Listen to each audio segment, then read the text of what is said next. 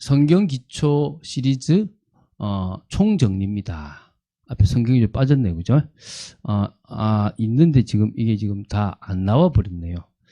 예, 좀 이해하시고요. 혹시 뒷부분도 안 나올 수도 있겠는데 이러면 잠시만요. 조금만 잠시만 계셔 보십시오. 이게 잠시만요. 죄송합니다. 그래, 이게 뭐가 조금 안 맞다 싶었습니다. 죄송합니다. 조금 우리가 이걸 맞추고 좀 했으면 좋겠습니다.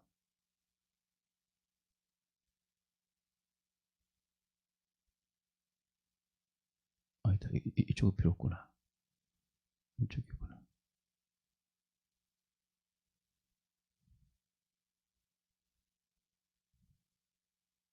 예, 지금 여기까지 다 나와야 되는데 이게 지금 안 나왔네요. 잠시만요.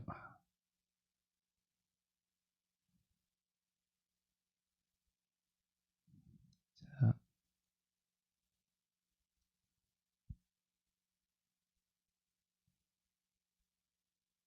제가 한번 좀 뒤에 걸 한번 넘겨보겠습니다. 다 나오는지. 예, 다 나오네요. 네, 되겠습니다.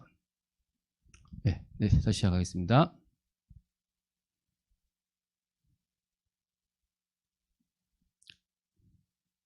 성경 기초 시리즈 총정리입니다. 요한복음 3장 16절의 말씀을 통해서 또 우리가 중요한 부분들을 또 보고 시작하도록 하겠습니다. 자, 우리 요한복음 3장 16절을 합독하도록 하겠습니다. 하나님이 세상을 이처럼 사랑하사 독생자를 주셨으니 이는 그를 믿는 자마다 멸망하지 않고 영생을 얻게 하려 하심이라. 아멘.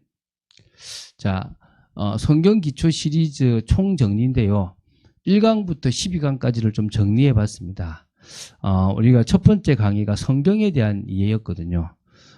성경에 대한 이해에서 제가 사실 그 안에 여러분 가지고 있는 교재는 좀 나왔을 건데요. 너무 많아서 제가 따로 하진 않았습니다. 성경은 하나님께서 주신 책이다라는 이야기를 제가 했습니다. 그렇지 않습니까? 하나님의 말씀이 기록되어 있는 중요한 책이라고 보시면 됩니다.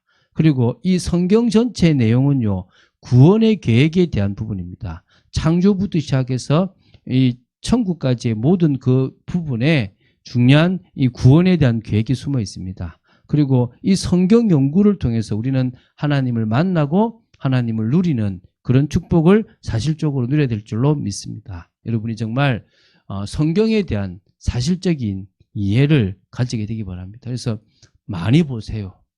보는 게 자랑이 아니라 성령의 역사 속에서 이 성경을 많이 볼 수 있으면 좋겠습니다. 그리고 겸손하게 하나님, 성령께서 이 말씀을 깨닫게 해주시고 이 말씀을 통해서 더 중요한 것들을 볼 수 있도록 역사해달라고 기도하신다면 성경을 통해서 많은 것들을 발견한 여러분 되실 줄로 믿습니다. 이제 두 번째입니다. 하나님의 창조입니다. 천지를 창조하신 분이 누구죠? 하나님이십니다. 증명할 수 없지만 분명한 사실이고 창조의 능력으로 창조하셨고요. 그 원리와 목적이 있다고 얘기했습니다. 근데 그 창조를 하실 때요, 사람을 가장 중요하게 창조하셨습니다. 그 사람을 창조하실 때 그 사람을요, 당신의 형상, 하나님의 형상대로 만드셨습니다. 여러분, 이 창조의 중심에 있지 않습니까? 순서적으로는 마지막이지만은 머릿속에 사람을 생각하시고 이 천지 만물을 창조하셨어요. 하나님의 닮은 목적 있는 그런 존재가 사람이지 않습니까? 그 중에서 최초의 인간이 누굽니까? 아담과 하와입니다. 그 두 존재가 대표성의 원리를 가지고 하나님과 함께 했던 그런 존재라고 보시면 되겠죠. 자, 세 번째입니다. 언약을 어기고 타락한 사람에 대한 이야기입니다. 자, 이게 우리가 이 세상을 보는 눈이잖아요. 아무리 뛰어난 사람이든 아무리 무식한 사람이든 동일하게 죄 문제를 해결하지 못한 이유가 뭡니까? 창세기 3장에 걸려 있다는 거예요. 그 시작이 바로 뱀, 사단의 유혹에 빠졌다는 거예요. 누가 말입니까? 아담과 하와가. 그 말은 모든 인류가 이 소속이 되어져 버리고 이 사단의 종로로 타는 인생, 운명 사주팔자에 묶인 인생입니다. 그래서요, 언약을 어기고 타락한 사람들의 비참한 모습이 있습니다. 형제를 죽이고 홍수 심판이 날 만큼, 그리고 그 여전히 교만해서 계속 불신자 상태에 빠져서 허우적될 수밖에 없는 그런 인간의 모습이 있다는 거예요. 그런데 하나님은 이런 타락한 인간을 위해서 복음을 주셨고요. 이 복음을 약속하셨던 언약도 허락하셨다는 거예요. 그걸 아벨은 피제사를 통해서, 노아는 방주를 통해서, 아브라함은 가나안이라는 땅을 통해서 알게 되었다는 거예요. 계속적으로 그것을 하나님은 이 타락한 인간을 위해서 설명하셨다는 겁니다. 오늘 우리는 그 사실을 기억해야 될 줄로 믿습니다. 우리는 앞으로 많은 일들을 해야 됩니다. 그러나 내가 준비되지 않으면 안 됩니다. 여러분 딱 반석같이요, 딱 든든히 섰으면 좋겠어요. 근데 그 시작이 뭡니까? 뭐가 내 인생의 문제냐? 왜 내가 계속 넘어지느냐? 왜 내가 계속 기도하려고 하는데 안 되느냐? 왜 내가 은혜 속에 들어가는데 안 되느냐? 이유는 하나예요. 이놈이에요, 이놈. 이놈이 여러분들의 인생을 계속 파고 들어가고 있다니까요. 어떻게 꺾을 것입니까? 오늘 여러분 그것에 대한 답을 내는 여러분 되시기 바랍니다. 자, 이제 네 번째입니다. 그래서 하나님께서는요, 이런 인생을 구원하시기 위해서 바둑으로 말하면 포석을 딱 시작하셨는데 그게 아브라함이라는 거예요. 아브라함이라는 인물을 통해서 그 사람의 가문을 활용하셔서 구원의 계획을 이루시려고 했다는 거예요. 그래서 하나님께서 아브라함을 준비하셨습니다. 아브라함이라고 하는 우상 숭배하는 가문에서 불러내셨어요. 그래서 하나님께서 아브라함을 향한 분명한 구원의 계획이 있고 그것을 이삭을 통해서 이어가려고 하신 부분이 있는 거죠. 근데 그 이삭이 아니라 이삭의 아들 중에서 누굽니까? 야곱.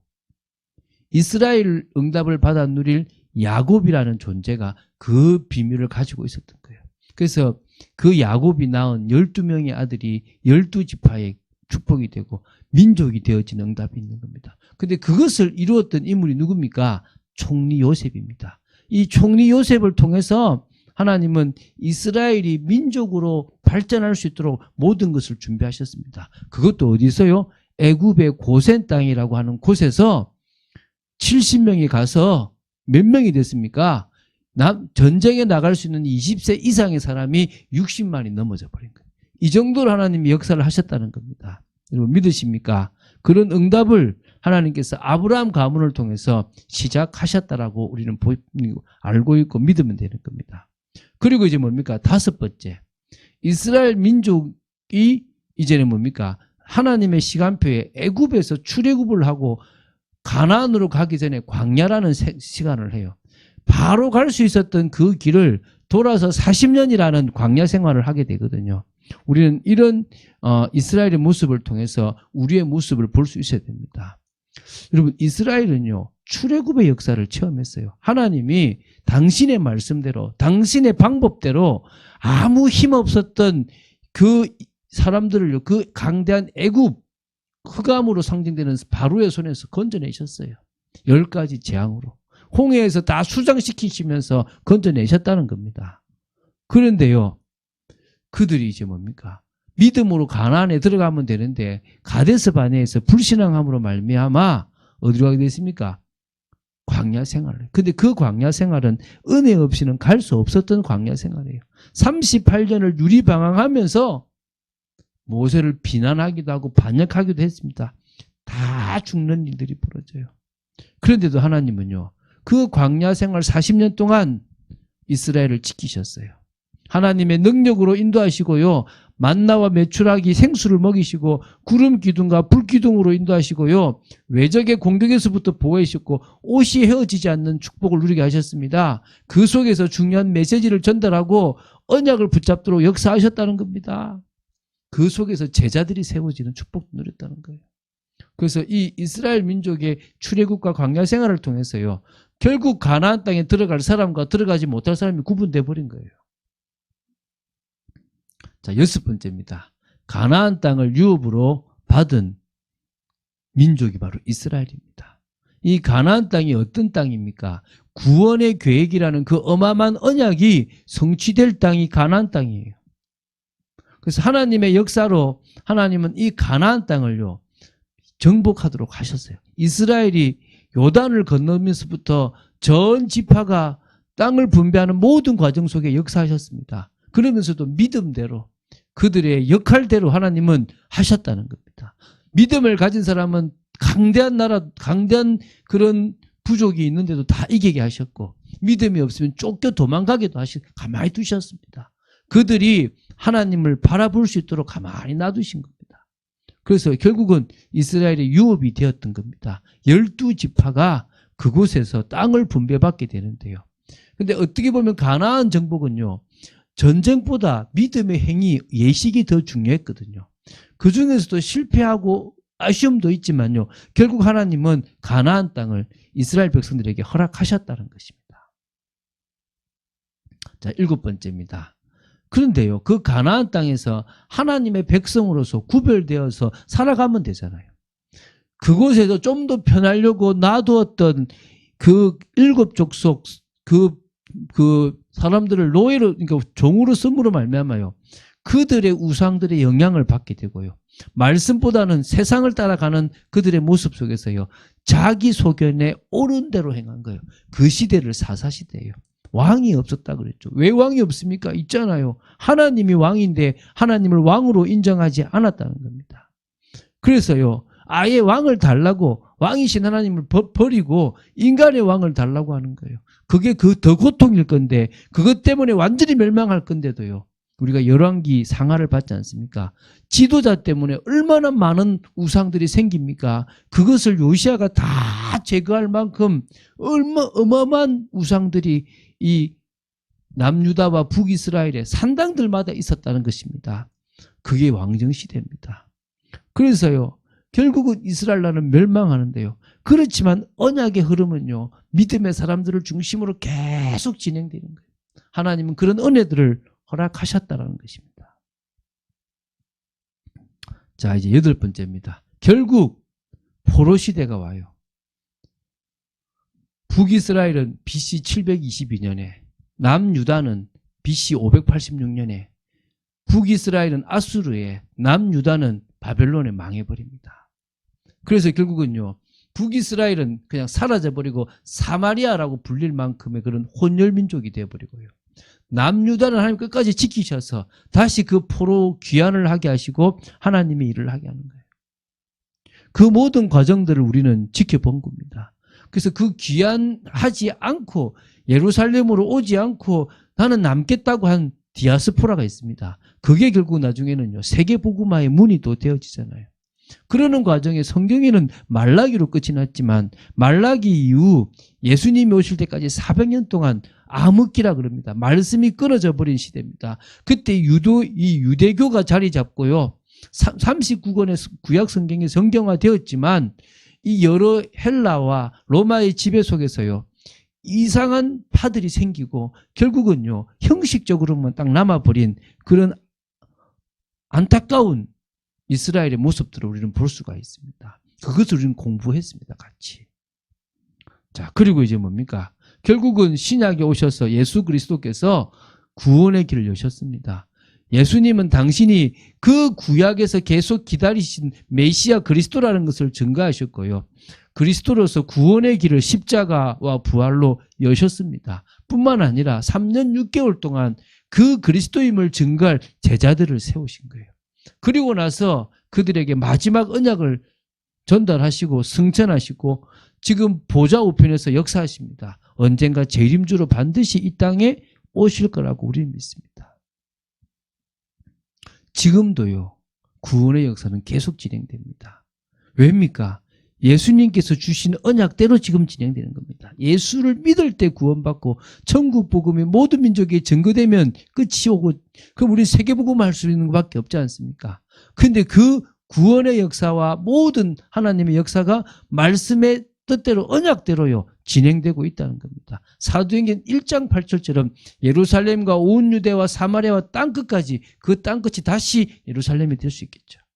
로마서 11장에 있는 말씀처럼 유대인이 시작했지만 이방인에게로 넘어가고 다시 나중에는 유대인에게 또 복음이 증거되는 이방인의 충만한 수가 다 찾아지면 그렇게 될 거라는 겁니다. 제자들을 통해서 그 이루신 구원의 역사가 누구를 통해서요? 우리를 통해서 이루어지면 우리는 사도행전 29장 이후의 걸음을 걸어가고 있다라고 보시면 됩니다. 자, 이제 11번째입니다. 이제 끝을 향해 달려가죠. 그리스도께서 재림하시면 그때는 성도는 부활의 몸을 입습니다. 그래서 우리는 두 가지만 기억하면 되죠. 그리스도의 재림, 분명히 있는 재림, 나팔 소리와 함께 공중에 나타나시고 모든 사람이 보게 될 그런 재림. 그때 우리는 휴거되는 재림. 천년왕국이 있는지 없는지 모르지만 분명히 천년왕국에 대한 말씀도 있었고요. 그때 우리는 뭡니까? 부활을 하게 된, 부활의 몸을 입은 자로서 우리는 하나님의 뜻을 이루게 됩니다. 악인도 부활하고 의인도 부활한다 그랬습니다. 그걸 통해서 우리는요, 정말 이 부활체라는 축복된 몸을 입게 된 겁니다. 자, 이제 마지막입니다. 마지막 심판과 천국, 최후 심판이라고 하기도, 백보자 심판이라고 하기도 하죠. 주님께서 처음에 오셨던 것을 초림이라 그럽니다. 그때는 구원을 위해서 오셨습니다. 주님께서 다시 오시는 걸 재림이라 그럽니다. 그때는 심판을 위해서 오십니다. 심판을 위해서 오지만 그것은 이 세상을 심판하는 것이고 우리는 그 심판을 받지 않을 수 있습니다. 왜 그렇습니까? 우리는 바로 예수 그리스도를 믿음으로 말미암아 성령이 우리 속에 오심으로 보증된 존재들입니다. 믿으십니까? 그래서 우리는 심판의 목적이 무엇인지도 알고 그 표준 이런 것도 다 압니다. 우리가 더 깊이 준비해야 될 것이고요. 결국은 천국이라고 하는 정말 하나님께서 새하늘과 새 땅, 거룩한 성 새 예루살렘이 우리 앞에 있게 될 것이라고 분명히 약속하셨고 말씀하셨습니다. 자, 이렇게 지금 1강부터 12강까지 우리는 딱 정리했습니다. 성경 기초 시리즈가 더 좋은 책들이 있을 수 있겠지만 우리는 이걸 가지고 전체를 설명하고 우리가 어디로 가야 될 것인지를 보고 답을 해야 될 줄로 믿습니다. 긴 시간 여러분들이 그런 축복을 누리게 되기를 주 예수 그리스도 이름으로 축원드립니다. 기도하겠습니다.